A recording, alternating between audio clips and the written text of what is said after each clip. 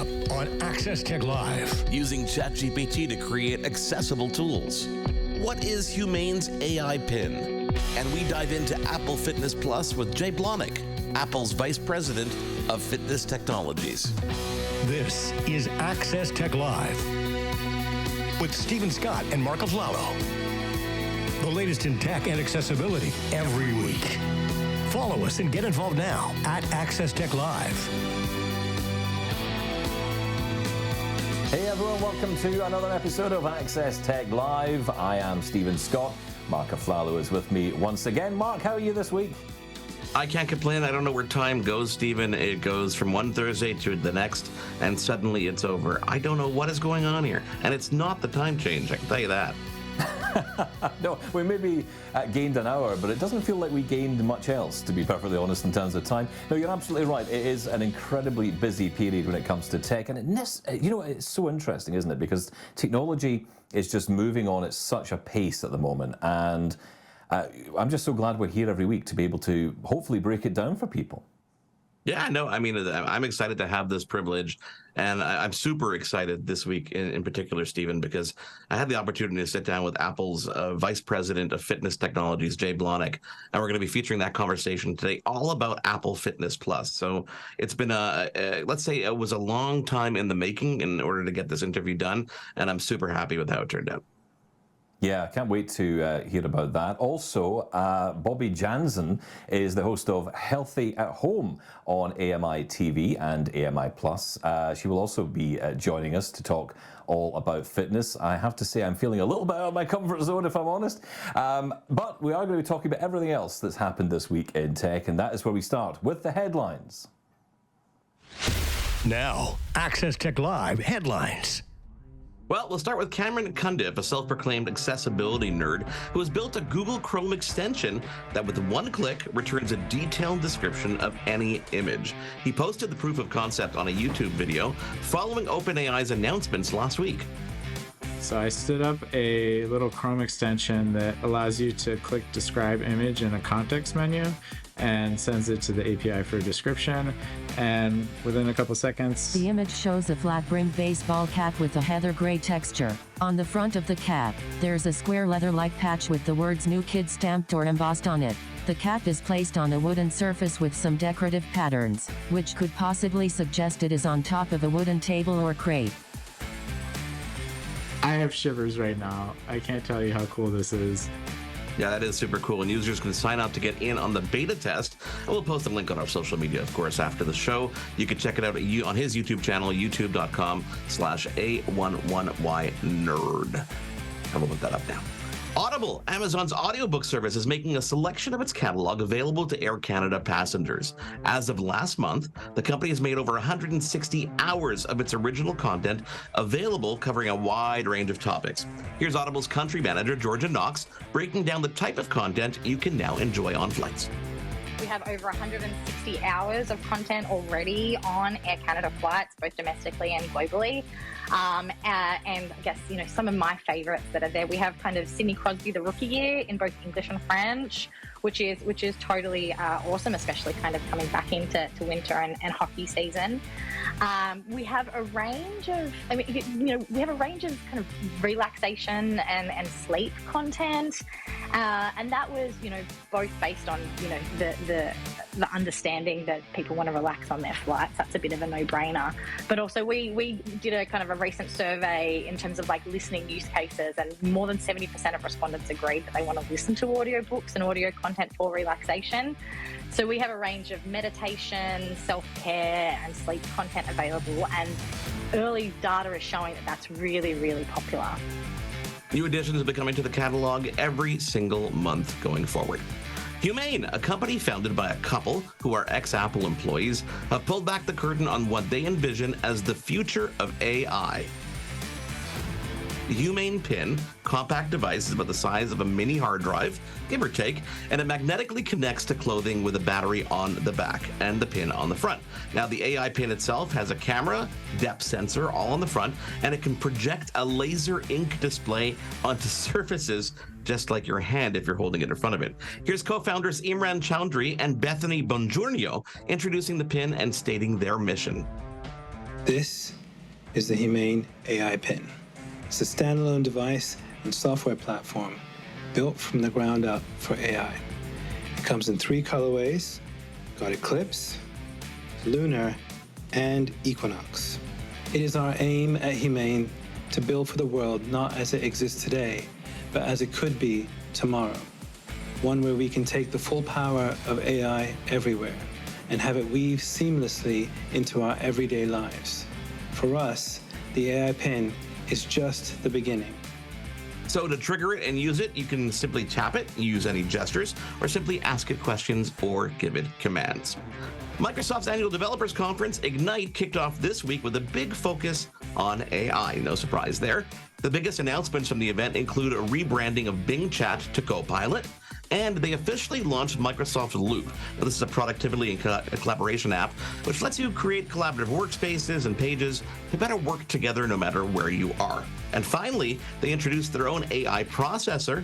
The new CPUs are designed for cloud workloads and will soon be rolling out to their Azure data centers. We'll chat more about that later on in the show. And finally, Apple is extending its free emergency SOS feature for an extra year.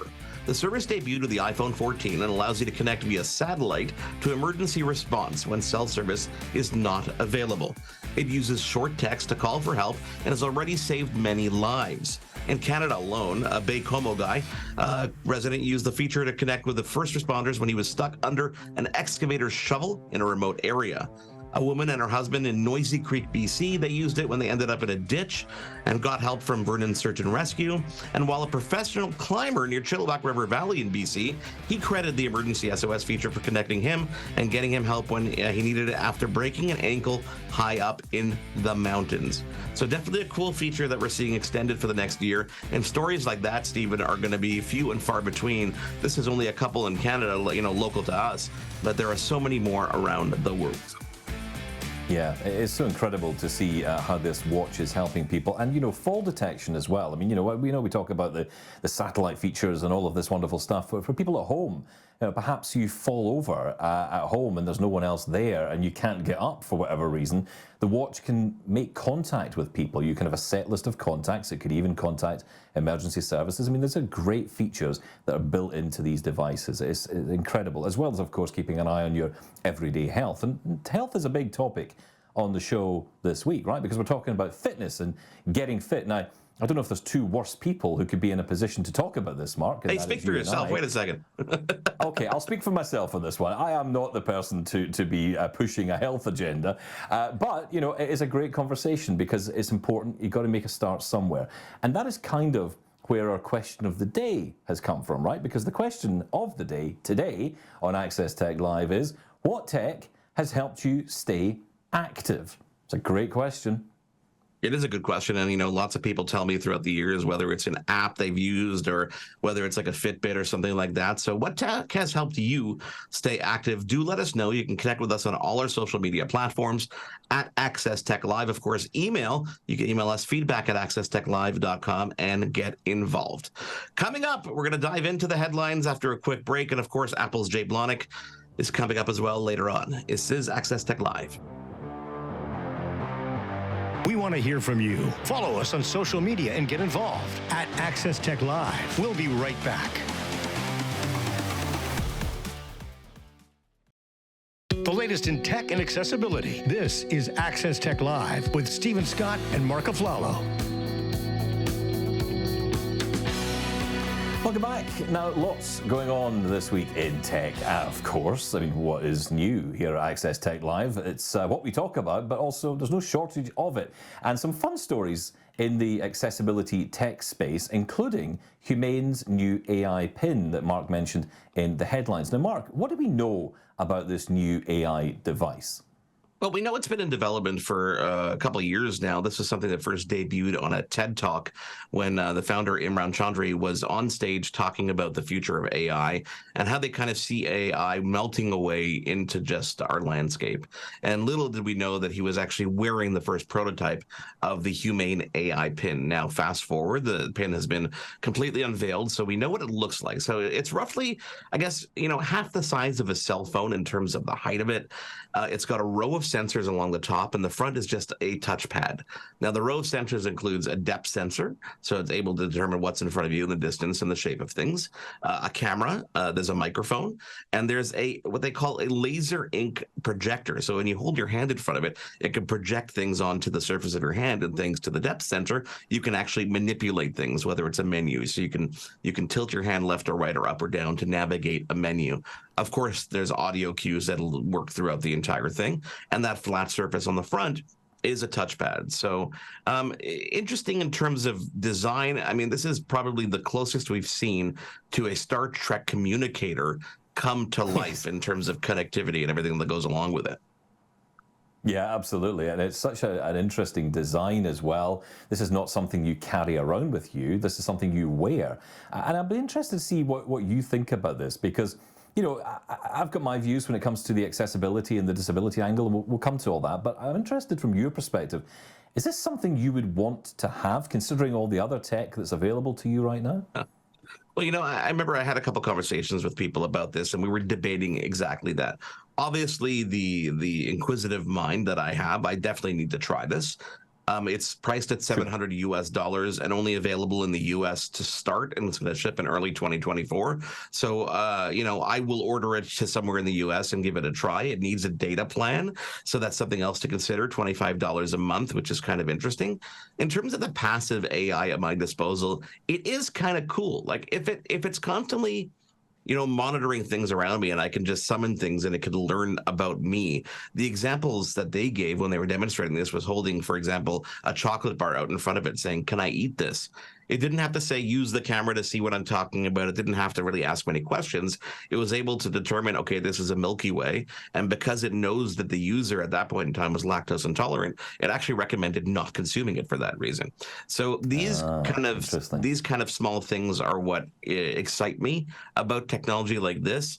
But the proof is in the pudding, because there's a lot of people I talk to that say this is pointless. You know, what am I going to do? Stick this on me when I can keep my phone in my pocket, or you know, my smartphone's on my wrist? Why can't I just do it with my smartwatch? Sorry. So yeah, a lot of questions, but I definitely do see the accessibility side here, and the debate online has been kind of raging in both directions, I think, right?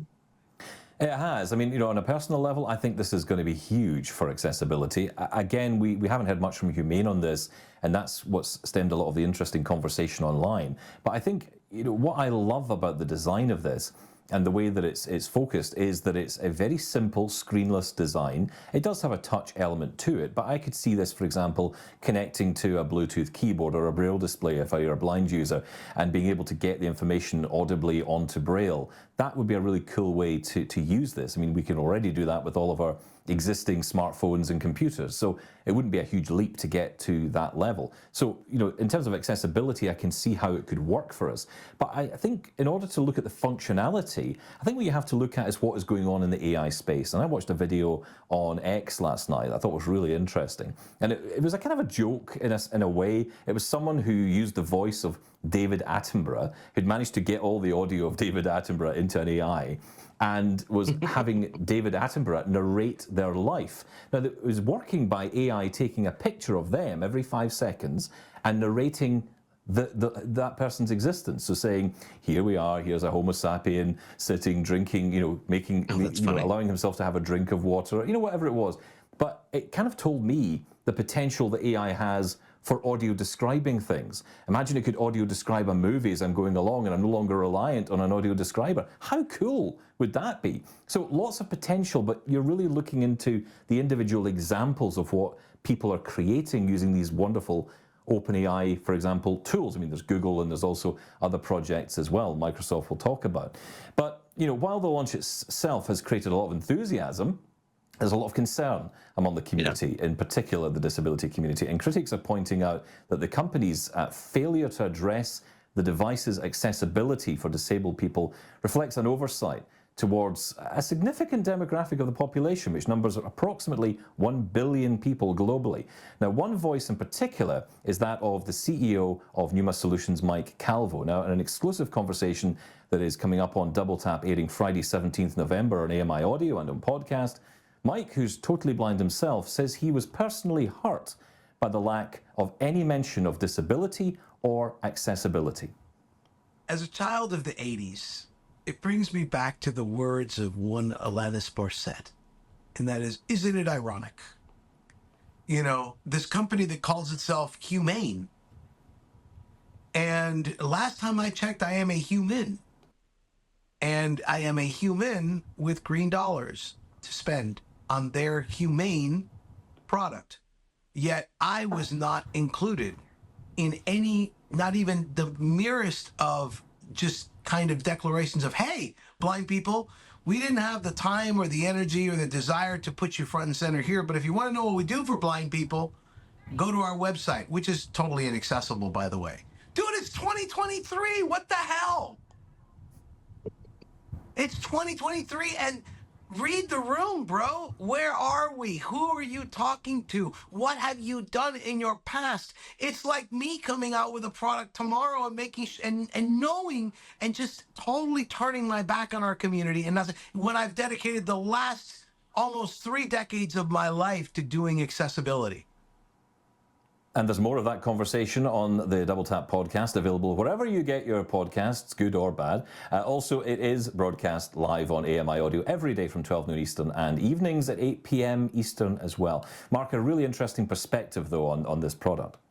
Yeah, definitely. And you know what? I think that we're going to get some answers from Humane. I know you reached out, I reached out, and we got some positive feedback in terms of talking to us. So hopefully we'll be able to ask those hard questions and find out why it was omitted in the first place. But let's see what they envision this to be in accessibility, because I think there is so much potential, and we will find out. Speaking of potential, I wonder how this will work for fitness. And speaking of fitness, guess what? How did Apple Fitness Plus come to be? We're going to ask Apple's Vice President of Fitness Technologies next here on Access Tech Live. Stick around. We want to hear from you. Follow us on social media and get involved at Access Tech Live. We'll be right back. The latest in tech and accessibility. This is Access Tech Live with Stephen Scott and Marc Aflalo. Welcome back to Access Tech Live with me, Stephen Scott, and Marc Aflalo. Now, Apple's Fitness Plus is a growing service that launched at a time when fitness services were all the rage. This one, though, has managed to outlast some of its competitors and continues to bring new features and innovation to the table. Marc Aflalo had a rare opportunity to sit down with Apple's Vice President of Fitness Technologies and dive into what makes the service so special. In March 2014, Apple first unveiled its Fitness Plus platform, instantly making its service available to Apple users worldwide. Now, since that time, the platform continues to grow and is, and always has been, and has always taken inclusivity to whole new levels. Joining us now is Apple's Vice President of Fitness Technologies, joining us live from Apple's Fitness Plus studios, Jay Blahnik. Thank you so much for joining us here on Access Tech Live. It's an honor to be here. Thank you very much for including us. Now, Jay, you've been at Apple since 2013, before Fitness Plus was even a thing. This was before the Apple Watch was even really a thing. So I've got to ask you, from your background and your experience, when you came to Apple, was Fitness Plus something that was even on the radar? You know, that's a great question. When I came to Apple, we were working on launching the Apple Watch, and we knew from the very beginning that this was going to be the most personal product that Apple had ever designed, because you wear it on your body. But we didn't have any notion in our mind about building out a fitness service. We were really focused on making the Apple Watch a great experience for many things, but obviously fitness was one of the things at its core, to help people be more active, to help them measure their workouts. And we were thrilled by the response we received. Believe it or not, this coming April will be the 10th anniversary of the Apple Watch. So time has really flown. After a few years of the Apple Watch being in the market and seeing how successful it was for our users and helping them be more active, we started hearing from our users. They were asking questions like, I love the measurement and the motivation that the watch provides me, but how do I get started in yoga? Or how do I run my first race? Or, you know, I want to build more flexibility or more strength. How do I do that? And we started thinking it might be a great idea to provide content that went along with the Apple Watch. At Apple, we really care deeply about not just going into areas because there's an opportunity. We really want to go into an area when we can contribute something very unique. And so we spent a lot of time thinking about what we can contribute. There's many great fitness services out there, and we're fans of many of them.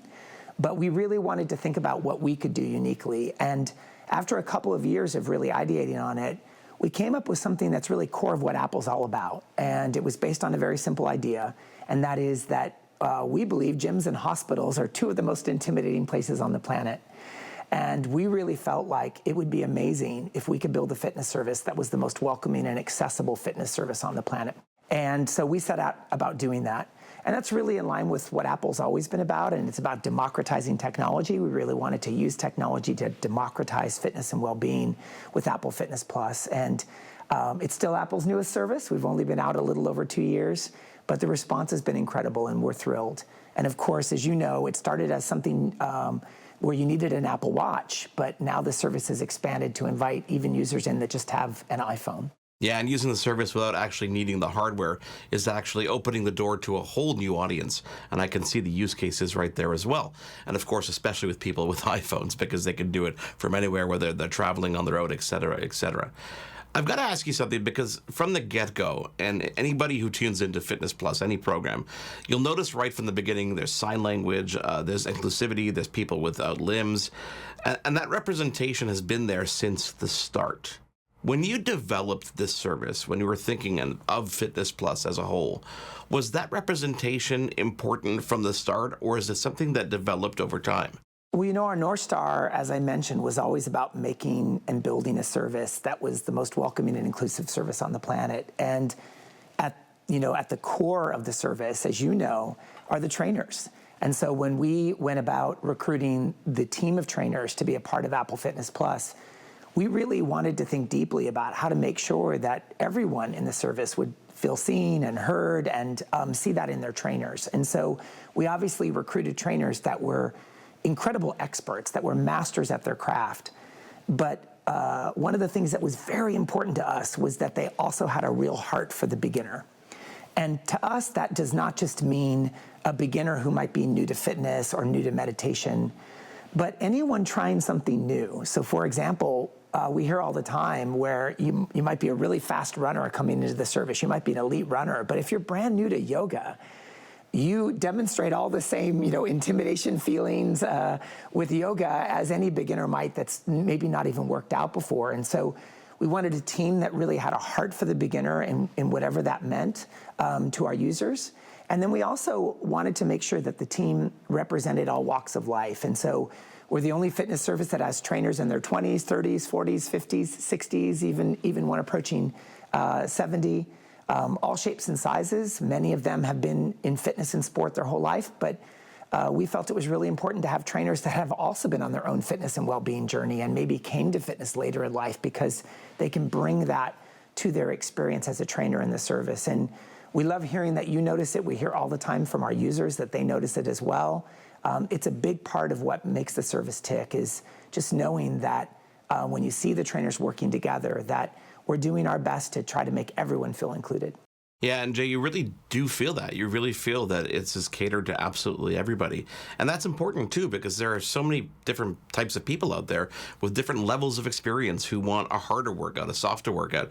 And in every program that I see on Apple Fitness Plus, you're catering to all the different levels at the same time, which is a unique challenge. But at the same time, you guys do it quite intelligently, and it doesn't come across as something that's just overly in your face. So I'm curious, how do you develop these programs knowing that the audience is not going to be all at the same levels? How do you make sure that you're catering to everybody you could possibly be tuning in at any given point in time? We love hearing that feedback. Thank you. Yeah, it's on our mind every single day that we're in the studio, because every single workout of meditation is crafted to try to make sure it's as accessible as possible to as many people as possible. One of the things that makes the service unique for those that haven't tried it is the first service where the trainers actually appear in the background of each other's workouts. So you may come in thinking that you're going to do a yoga class with Jessica or Dice, and you'll see one of the other trainers in the background. And that does two things. Number one, it allows you to really feel the brain trust of the whole trainer team, the motivation and inspiration from the whole trainer team, which does encourage you to try other things. You almost feel like you get a chance to meet them before you venture into, let's say, a new workout type or meditation. But the other thing it does is it allows us to ensure that there's always one trainer in the video demonstrating a modification for someone who may not be able to keep up with that particular move or with the entire workout. And so if you're brand new to yoga, you can always keep your eye on the trainer who's on the left, because they will be demonstrating an easier version of the move that you just saw. So whether it's something where you might be struggling with your balance, or maybe you're just not flexible, or you don't have the strength to do it, you'll always know that one of the trainers has got your back. And our users tell us all the time they love seeing that mix of trainers doing that. Oftentimes, the trainer's doing a modification because they themselves need to make that modification, and it really makes them feel even more human and really connected to our users. So, you might see in a HIIT workout that Greg is not jumping. He's one of our strength trainers, and that's because jumping is not comfortable for him. He may also be the walker in a treadmill workout, and that really sends the message, which is important to us, that everyone's welcome. We are all on our own journey, and we're at different levels of that journey, and it's all okay. The other thing that you may have noticed, and something that was really important to our trainer team from the very beginning, was they all, before the service launched, they all began learning sign language. And they take lessons every single week, and they have so for since the service launched. And they use that sign language in their openings, throughout the workout, in their closing, for their inspirational moments, those power phrases that every trainer has. And we worked with our accessibility teams, and what they told us was it wasn't essential to use sign language throughout the entire workout or meditation, because obviously it's a visual medium and you can follow what the trainer's doing, but that it was a really important way to send the message that if you were hard of hearing or deaf, that you were also welcome, and that it was an important place for you to be able to, it was an important way for you to be able to see that. And we hear all the time from our users that say they love seeing that, because it reminds them that this is a place where everyone's welcome. The trainers even do something else that's really, really great, and that is they've learned special techniques to teach with just their voice. In case you are low vision or are blind, you'll even see them in the rehearsal space inside the studio, where oftentimes the lead trainer will be in front of a curtain and the background trainers will be on the other side of the curtain. And they will be attempting to cue their workout where the trainers can't actually see what the trainer is doing. And we're looking to see whether or not the words resonate in a way that allow you to actually follow along. And so those are just a few examples. We're constantly pushing on as many things as we can do to make the service as accessible as possible. We know it's a journey, not a destination. We'll continue to keep doing everything we can, but we're really thrilled about the response we've received so far. Jay, when you pair an Apple Watch with the service and you use that as a companion to your workout, it takes things to a whole new level with Fitness Plus as a whole. Was the integration of the watch part of the plan from the start, or could this service have stood alone on its own? Yeah, it's a great question. We did build the service around the Apple Watch from the beginning, because we knew a lot about what people were reacting to on the Apple Watch. We knew they loved metrics as motivation. They really loved motivational nudges on the watch. And we wanted to bring all of that to the service. And we knew that while you were doing your workout or meditation, you may want to see the same metrics that you normally see on your watch up on the screen. So for us, it was a really obvious decision to integrate the Apple Watch and make it really simple to do simple things like use it as a remote control if you were doing the workouts in front of Apple TV, but also to make sure that you didn't have to look down at your wrist to see what your watch was measuring. What we heard after we launched was that there were many people that said, the Apple Watch seems great, but I'm not a watch wearer, or I'm never going to buy an Apple Watch, and I'd really like to use the service. Or people that were a part of a family plan where maybe some people had a watch and others in the family did not. And so just in the spirit of accessibility, we wanted to make it available to even more people. And so last year, we made it possible for people to use it even without an Apple Watch. And so the way I like to think of it is a great experience without the Apple Watch, great content, great motivation, and then it's kind of supercharged when you include the Apple Watch. Do your trainers get feedback from the audience and the people that use them? I know that often people who use services like Fitness Plus really form a bond with a trainer, and they tend to follow that trainer or, those particular people that they like. Do you find that the audience or fans are actually reaching out to yourself and trainers and giving you great accolades and telling you fun stories about their experiences? Yes. One thing that's unique about our service is that while we obviously get customer letters about all of our great products and people write to Apple, with Apple Fitness Plus, our users tend to write directly to the trainers on social media. And so every single day that the trainers spend time looking at their social media and seeing the letter or the direct messages and the feedback they get from the users that love the workouts. And so we're inspired every day by those messages. I remember we received one from someone that was participating in our rowing workouts with Josh Crosby, one of our trainers for rowing. And he's blind, and he'd said he'd never had an experience where he was able to do this, but he's now an avid user of the rowing workouts with Josh. And he talked about how he was able to follow along with the great cueing and found it incredibly motivating. And stories like that really inspire us, but we also hear every day from users that will say simple things like, I was on medication before I started exercising and meditating on Apple Fitness Plus, and I've been able to either lower that medication or eliminate it completely.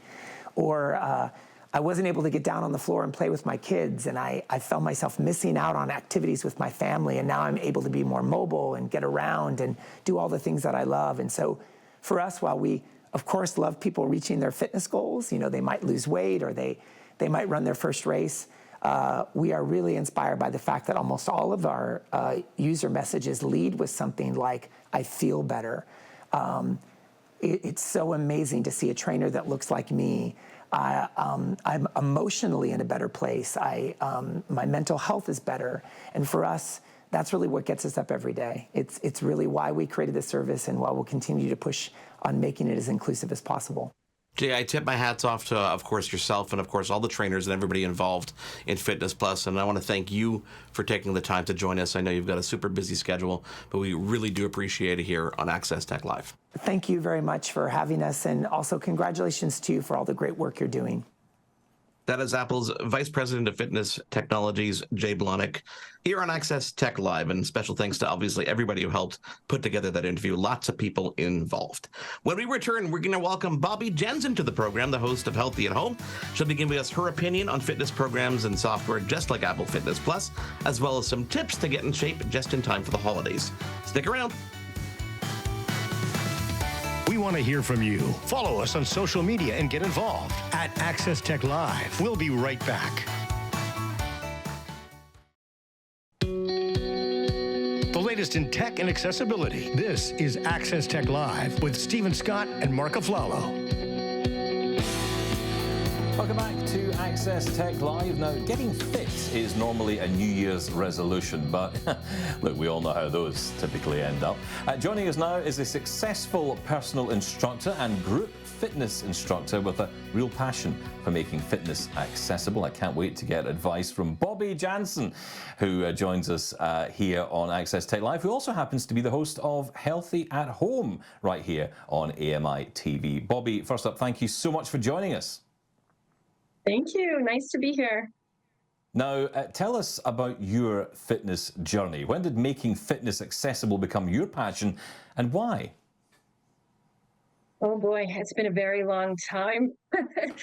I think probably around the time, so I have two children. So the time I had my second daughter, I had lost a significant portion of sight afterwards, and I felt very limited. I was pretty blue. My husband ended up signing me up for a yoga class and physically took me there, put me in the yoga class and said, I'll see you later. I was not very impressed with him at the time. I ended up loving it.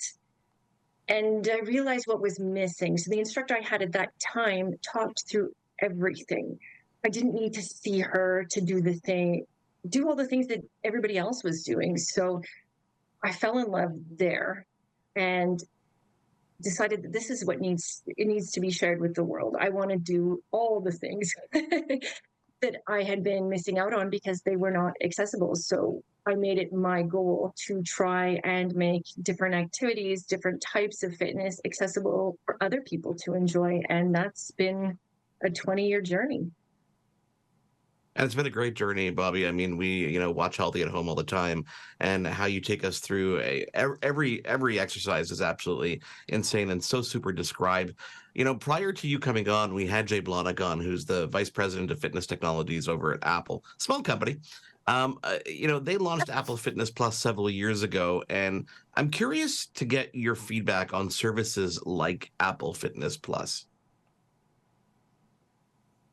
I think that they have changed and revolutionized the fitness game, absolutely, because you can do this any type of exercise or workout that's programmed into these apps and tech anywhere where you might be, in your office, outside. They've come a long way as far as accessibility too. I do think there's a long way yet to go in creating a fully accessible experience and workouts, I should say, so people that are experiencing disability have choice. But I like the fact that you don't have to go to the gym. I don't have to go to the gym. If I'm uncomfortable there, I can do exercise wherever I might be. So I think they are great. They definitely have a place, but I'm a creature of habit too. So they also give some variety. It just depends what you want from your workout, I think. Now, Bobbi, you've just basically summed up the raison d'etre for Healthy at Home, right? Which specifically showcases exercise routines and tools like meditation for people with disabilities. How do you design routines that cater to all of the different types of people that might be watching? It definitely takes some thought. I take some exercises that I might enjoy and some that I don't. I'll be very real. There's some exercises I don't love, but other people out there might like them. And then I put myself in someone's shoes. What might they need to be successful in a workout routine? Is it just described? Is it switching to an arms only version? Is it switching to one that has less impact? So I try and take all the factors in. I put it out there for some feedback from some other people in the community as well to make sure I'm on target.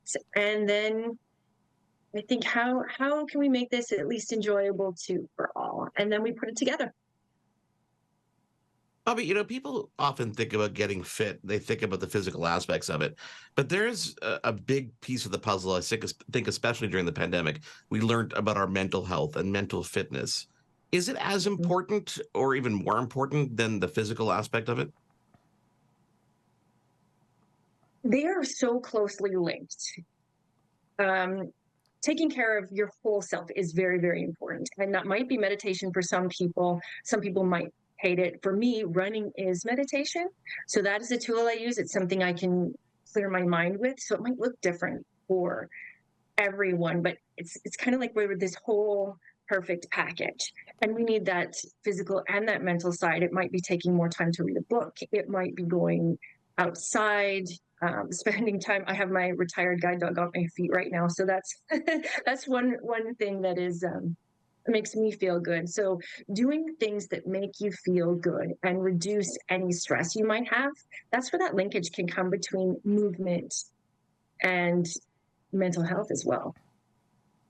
And there is another aspect to this, which I know only too well about, and that is the importance of diet when it comes to keeping fit as well. We see so many apps to monitor what we eat and, actually track what we eat as well.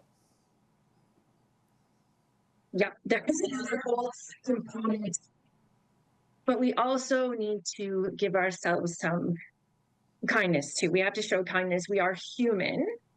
I don't eat things that I don't like. It doesn't mean I live on cookies, but there is a time for cookies, trust me. But oh, I know. Definitely a time for cookies. But we have to fuel ourselves too. So I look at that as well. What foods make me feel crappy? I eliminate those or limit them. Having conversation with a dietitian. I stay in touch with one to make sure that I'm on track as my activities change. Sometimes my dietary needs change. So I consult different professionals when it comes to that, but food does fuel the body. And sometimes we have to look at it as we need that good high octane fuel in order to move better. And sometimes we need a cookie. Bobbi, is it urban legend or a myth that over 50, your diet or even cardio for that matter isn't as important towards keeping a healthy lifestyle? Oh my goodness. That is a huge myth. Over time, our needs do change. Absolutely. Our activity levels change. The types of activities we do change. And we have to fuel that appropriately too. But movement is still important, and fueling properly is still important, no matter what age you are. And bringing joy in with that it makes it all so much more worth it. Yeah, when it comes to modifying exercise and diet, I'll have to throw that urban legend out of the window there. So we'll keep focusing on my diet a bit. In my experience, I've got a torn meniscus, so I can't use my knees the same way someone else might, do a specific exercise.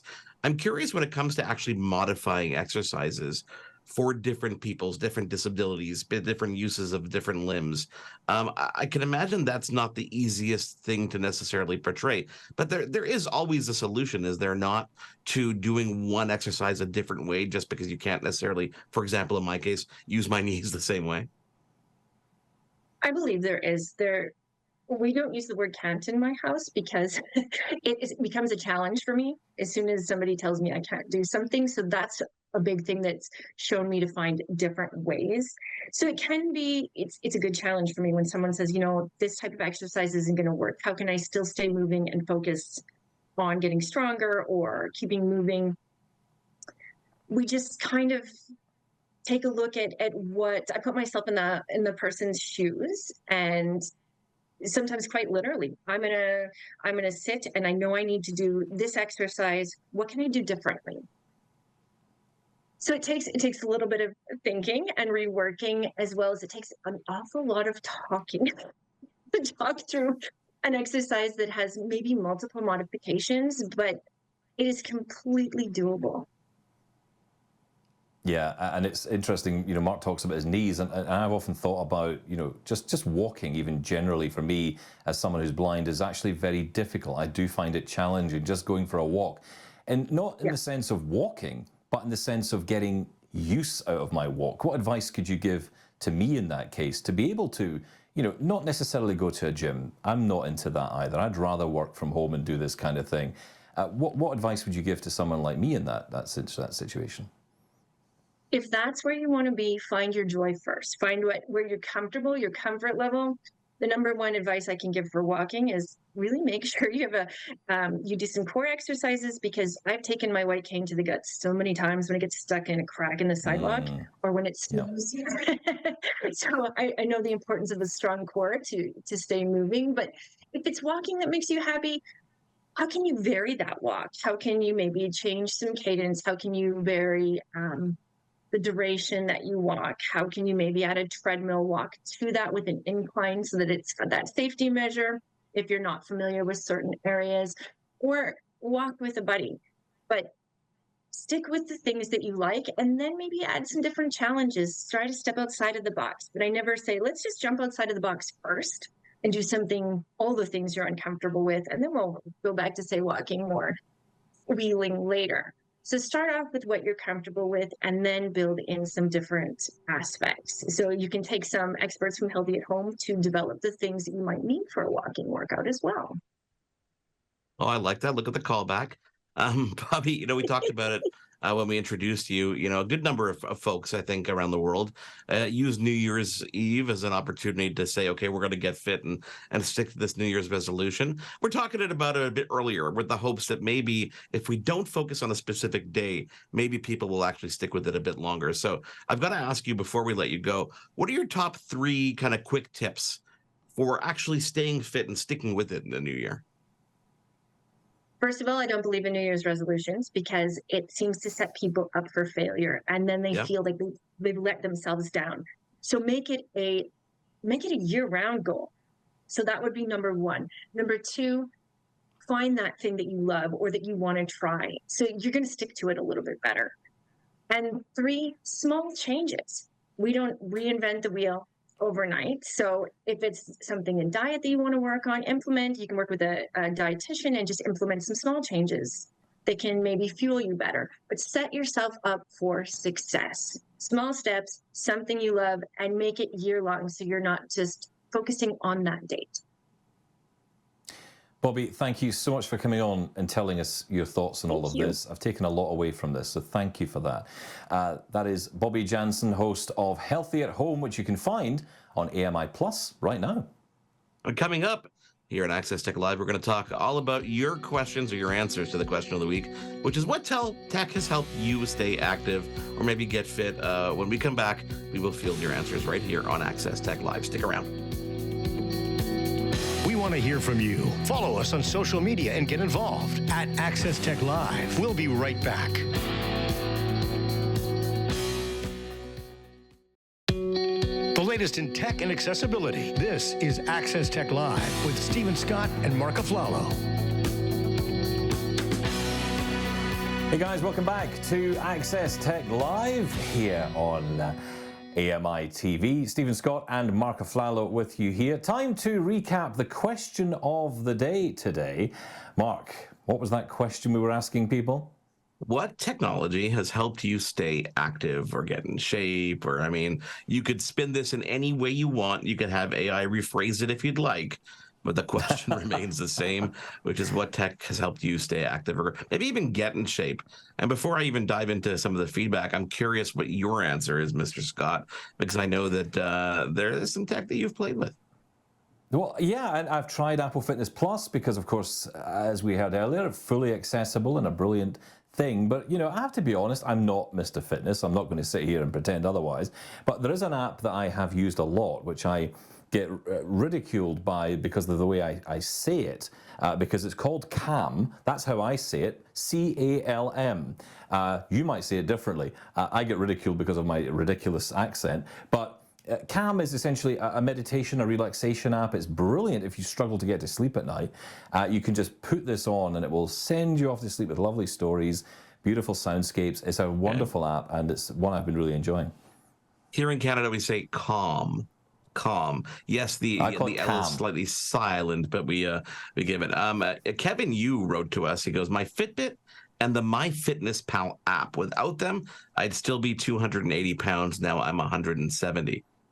I mean, that's a pretty big shift. But you know, my challenge has always been sticking with something. You know, a lot of these apps count calories and give you these goals. But you got to find one that really. I almost want to try one of these hypnosis ones and see if they work, even though I don't think I'm necessarily susceptible to that. But hey, why not? Look into my eyes, Marc. Look into my eyes. Not around the eyes. Look into my eyes. Everything's spinning. Wendy and Jessica share the same response, and that is Peloton, another ecosystem, especially around the bike and the rower. My wife loves Peloton. She's a Peloton rider for a very long time, and she raves about it. I've tried it, and my bum just hurts. I'm sorry. I don't know what it is about the bike. Wow. Oversharing. That's TMI, Marc. TMI. Is that oversharing? It's a real struggle, Stephen. It's a real struggle. David wrote us on X. He goes, easy, Apple Watch. I mean, I think a lot of people are going to answer the Apple Watch. Do you find it's getting better? Like, do you find it's getting better on the fitness side of things? Like, it'll remind you about water and standing and stuff like that, which I find less annoying these days. Yeah, I think because we're getting used to it, right? And, you know, I also want to mention, because Fitbit was mentioned as well, and, you know, it's more accessible now because on the new Google Pixel Watch 2, Fitbit has that integration and it's all accessible. So another great thing. Peloton accessible as well with a screen reader built in. So these are all great ideas. It's just not available in Quebec, unfortunately, Peloton. You have to go across the border, but that's another conversation entirely. Tim writes us, he goes, my wife's cattle prod.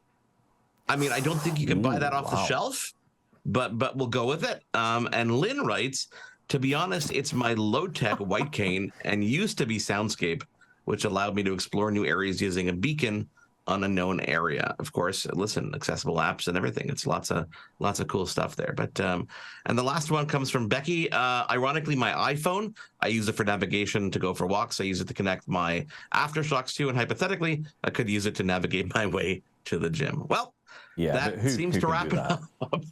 Yeah, I don't think. I think it's the technology seems to push people away from technology, right? It pushes away from the gym.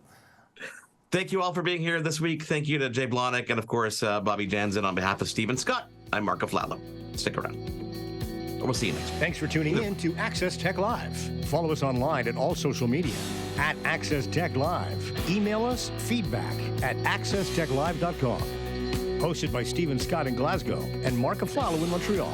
Written by Stephen Scott and Marc Aflalo. Live show director, Anastasia Spalding-Stenhouse. Technical director, Caitlin Robinson. Audio, Jordan Mulgrave. Live graphics and playback, Kingsley Juco. Graphics coordinator, Eliza Rocco. Integrated Described Video Specialist, M. Williams. Supervising producer, Michelle Dudas. Copyright 2023, Accessible Media, Inc.